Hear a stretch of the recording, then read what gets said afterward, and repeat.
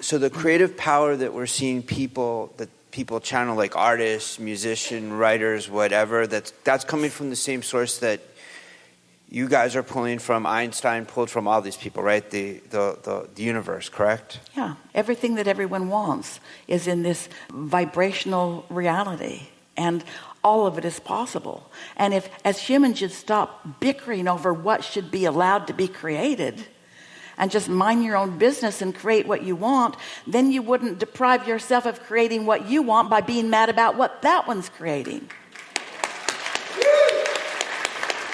And in what humans want to call a perfect world, everyone would get what they want. But we want to say it's already a perfect world because nobody can mess up your life. Nobody. Now we know this is a particularly hard time to hear that because it feels like there's a whole lot of assertion going on.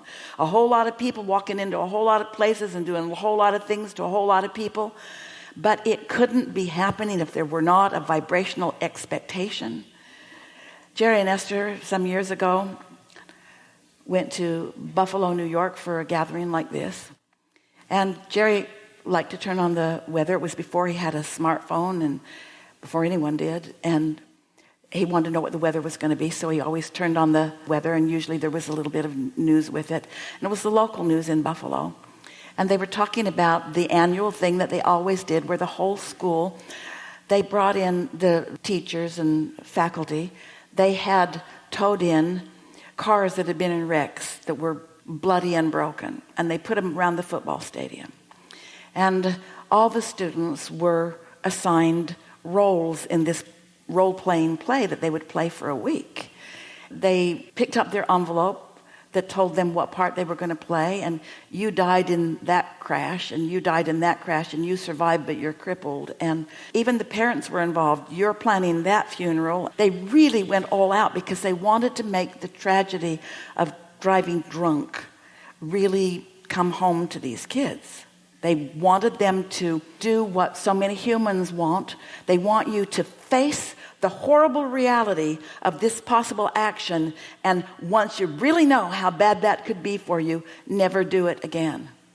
But what they weren't factoring in is that the law of attraction says just the opposite. You scare someone out of their well-being, that's their point of attraction. And that's what's happening to so many people. So many people are being scared by so many people about their well-being. They're not walking around feeling free and safe. They're walking around feeling scared. So no one can say it's not part of their point of attraction. We're not saying they got it on purpose, and we're not saying that somebody else didn't influence it. You are all influencing whatever it is that you are offering. That's why you come as teachers. You come to align with wanted and show through the clarity of your example how to live what's wanted.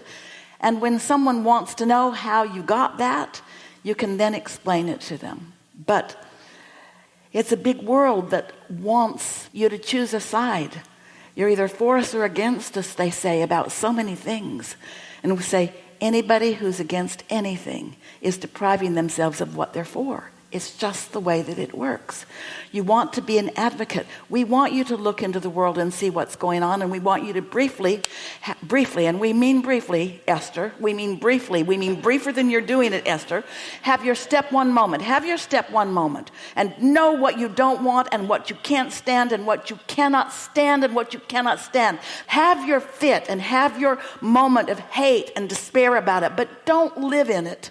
Have it and launch all those rockets of desire about children eating every night and children going to bed and feeling safe, and about the world being a place that people want to live. And launch all those rockets of desire, and then as soon as you can, give your undivided attention to the vortex version that hasn't manifested yet because everybody's so busy recreating what they don't want.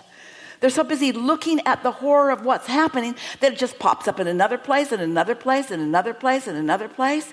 They worry about guns, so they just get more guns. They worry about more people being crazy and misusing the guns, so more people get crazy and use the guns.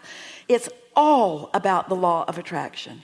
And you have power that you aren't exercising because you are observers of what is rather than advocates of what you've decided that you now prefer. Look forward into what's becoming and watch how the universe will deliver for you what you are asking for. And don't wait for others. Don't chastise them when they don't get it.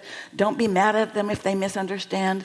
Don't push against anybody. You just do your thing. And we want you to know it doesn't take more than a room full of people about this size to look into that vortex of what is wanted today and to begin attracting, because one is more powerful than millions who aren't, to begin attracting what you're wanting. That's what you wanted to extract from us for this group. Thank you. Thank you. Yeah.